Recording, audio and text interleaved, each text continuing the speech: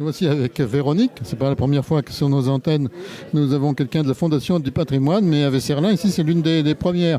La Fondation du patrimoine s'est intéressée à Vesserlin. Pourquoi Vesserlin ? Alors, c'est une longue histoire avec Vesserlin, mais pas tout simplement ce site industriel, c'est vraiment quelque chose d'exceptionnel. Parce que voir l'histoire du château qui date de 1680, puis toute l'évolution jusqu'en 2003, c'est vraiment formidable de pouvoir découvrir comment un site du textile a pu évoluer au cours des années. Puisque là, on peut voir par exemple la ferme, quand on avait besoin de nourrir effectivement tous les employés. Et puis de voir, là on est dans la ferme aujourd'hui, comme vous pouvez l'entendre avec le bruit. Mais on a aussi appris, par exemple, qu'on utilisait la bouse de vache pour fixer la couleur des tissus. Donc voilà, on découvre à chaque fois quelque chose. Et quand on voit en fait un homme qui se lance dans des travaux comme ça et qui a vraiment voulu sauver ce site pour qu'il ne soit pas rasé. Et puis maintenant, il va y avoir il y a eu un chantier d'insertion qui a travaillé dessus. Donc c'est vrai que c'est vraiment formidable avec la Fondation Total Énergie, notre mécène de la Fondation du patrimoine. Et il y a 1700 heures de personnes qui ont pu découvrir des nouveaux métiers et qui peuvent être fiers de ce qu'ils ont fait puisqu'ils sont arrivés au bout de ce chantier. Alors globalement, comment fonctionne la Fondation du patrimoine ? Alors la Fondation du patrimoine, je suis assez admirative de son mode de fonctionnement. Pour vous donner un exemple, en Alsace, nous sommes 50 bénévoles et j'ai 2 chargés de mission qui sont salariés. Et ce sont en fait nos bénévoles qui vont voir les porteurs de projets, qui vont les accompagner pour faire des appels à dons. Et puis voilà, on a aussi le loto du patrimoine avec Stéphane Bern. C'est d'ailleurs un des sites qui a pu bénéficier du loto du patrimoine. Et des mécènes nationaux, comme là avec la Fondation Total Énergie, ou des mécènes locaux. Donc en fait, on essaye de faire candidater nos projets pour qu'ils puissent avoir le maximum de fonds. Par exemple, pour le château de Vesserlin, sur le nombre d'années avec les différents dispositifs, c'est quand même 700 000 € qui ont pu être apportés au site. Et je pense que c'est important d'avoir et des financeurs, des gens qui travaillent. C'est vraiment ensemble, c'est un travail collectif qui permet qu'on arrive au bout de ce chantier. Et je me réjouis déjà de voir le 30 avril, enfin, tout le cheminement muséal. Et ça va être un moment vraiment exceptionnel. Et je peux que dire à tous les auditeurs, venez voir, parce que c'est un moment, ça a été de nombreuses années pour effectuer tous ces travaux. Et là, on va voir l'apothéose. Ça sera une très belle journée. Et comme le dit François, lorsque la Fondation du patrimoine s'engage, ça incite d'autres investisseurs à y venir. Tout à fait. C'est vrai que souvent, on est un petit peu la locomotive d'une certaine façon. Du coup, après, il y a d'autres financeurs qui nous suivent. C'est souvent aussi la confiance qui s'installe.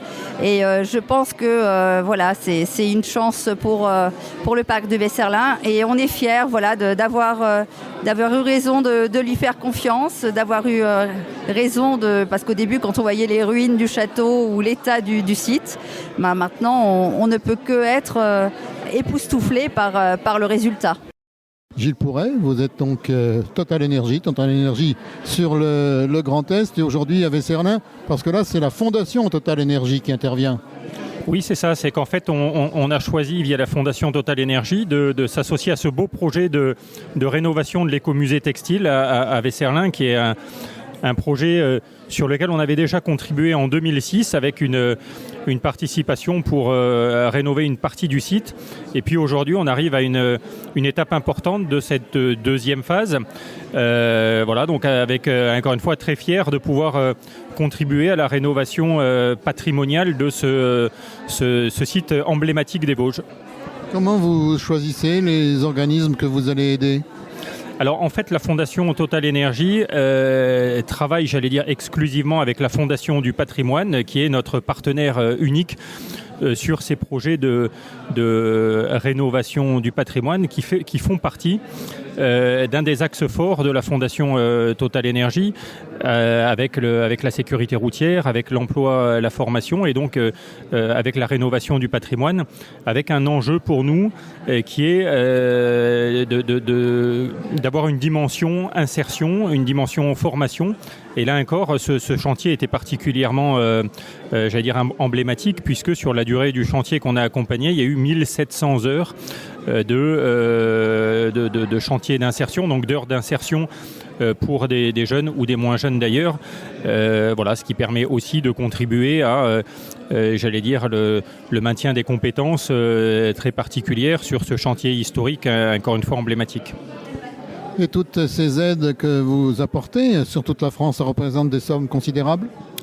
Alors sur des sommes, oui, enfin encore une fois, plus que les montants, c'est surtout l'enjeu de sauvegarde du patrimoine depuis 2006, puisqu'on fête cette année les 20 ans du partenariat avec la Fondation du patrimoine. On a accompagné plus de 300 chantiers de rénovation, ce qui est important. Sur l'ensemble du Grand Est dont je m'occupe, ça représente une trentaine de chantiers.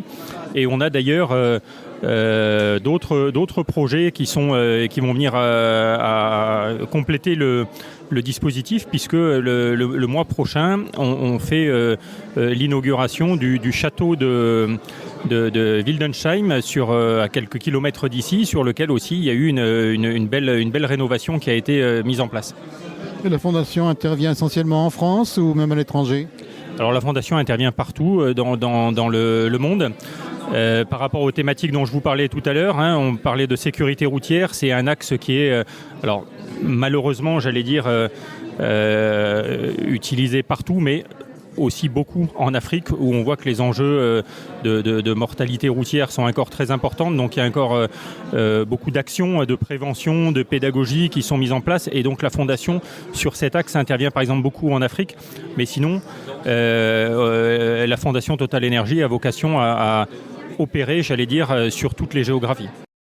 François Tacquart, président de l'association ici au parc du Vesserlin. Encore une surprise, encore une nouveauté. Voilà. Oui, ce soir, donc, on montre en gamme, on monte en gamme et on montre à l'avance ce qui va être en place à partir du mois de mai, puisque au mois de mai, on ouvre le grand circuit écomusal, animé, vivant, avec des visites théâtralisées, 7 étapes à visiter, depuis 1760 jusqu'en l'an 2000, en passant par le château des manufacturiers, le château des patrons en 1850, les jardins en 1900, la ferme en 1930, la chaufferie en 1960 et la salle de turbine où on est en l'an 2000 à la fermeture de l'usine. Et dans chaque étape, on raconte ce qui s'y passe avec des acteurs qui jouent un jeu, des odeurs, des bruits, des histoires de l'époque, ce qui permet aux visiteurs d'être dans une vraie aventure sur 2 siècles et demi. Et aujourd'hui, on était principalement à la ferme, où des travaux ont été faits par 2 chantiers d'insertion pour préparer la venue des animaux, pour mieux aménager pour nos visiteurs cet superbe espace qu'est la cour de ferme et ces 2 bâtiments voisins.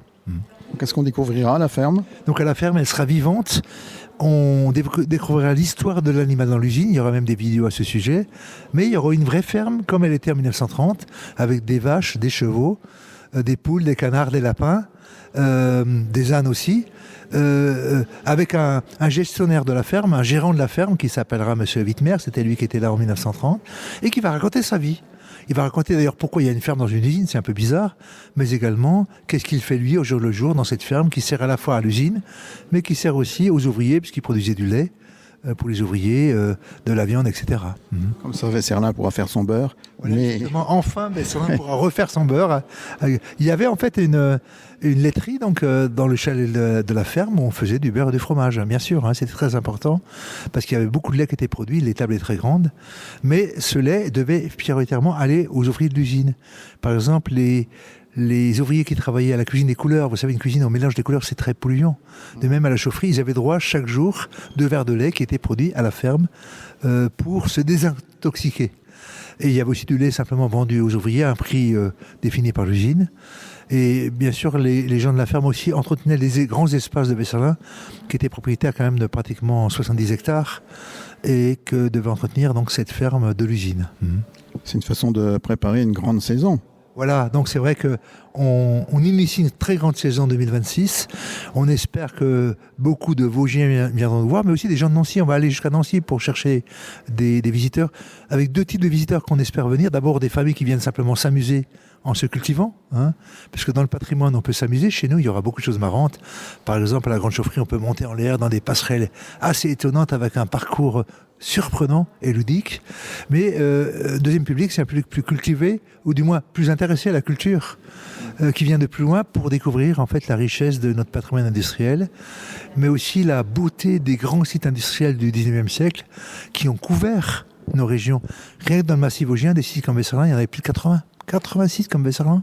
Aujourd'hui, sur les 80, il y en a encore 3-4 qui sont encore en fonctionnement. Il y en a une vingtaine qui sont pas totalement détruits, mais il y en a bien 60 qui ont été démolis. Et c'est notre patrimoine aussi. Il n'y a pas que les châteaux forts, pas seulement les maisons, pas seulement les grands sites naturels, mais il y a aussi les très beaux sites industriels qui ont été construits au 19e siècle par les patrons qui ont fabriqué la richesse de notre région. Et du coup, aujourd'hui, Vesserlin est exemplaire dans le domaine. Voilà, c'est ça. C'est un peu un témoin, mais aussi un modèle de rénovation pour pas tout mettre par terre, pour réutiliser, puisqu'à Vesserlin, il y a à la fois la partie touristique. On espère passer de 80 000 à 130 000 visiteurs. Mais il y a aussi une partie habitat. Il y a une centaine de logements qui ont été rénovés dans les usines, dans la première usine du XVIIIe siècle, dans les villas. Il y a aussi plein d'entreprises, plus de 100 entreprises installées maintenant dans les anciennes usines du 19e, 20e siècle. Et donc il y a tout un centre de vie complet quasiment à Vesserlin, puisqu'il y a beaucoup d'activités culturelles. Il y a même un supermarché. Donc tout ça pour dire que des ruines, on peut faire la vie.